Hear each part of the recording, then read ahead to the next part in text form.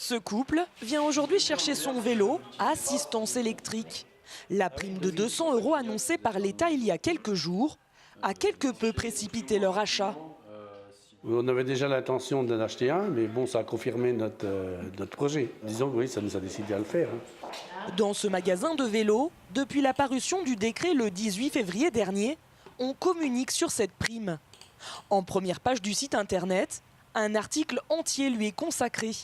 Car ici, on espère bien attirer plus de clients. C'est plutôt une bonne nouvelle. À l'annonce du décret, on a eu un pic de trafic sur notre site internet.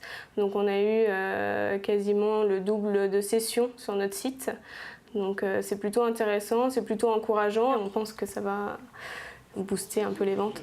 Dans cet autre magasin de vélos, la prime à l'achat pour les vélos électriques n'est pas vraiment une nouveauté.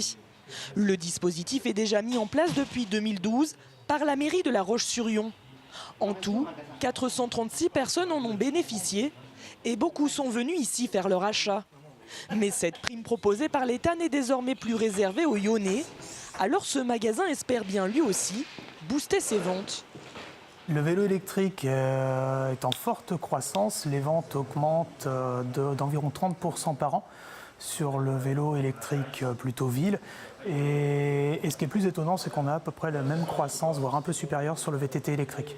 Donc voilà, c'est un marché en plein essor et la prime va aider encore à développer.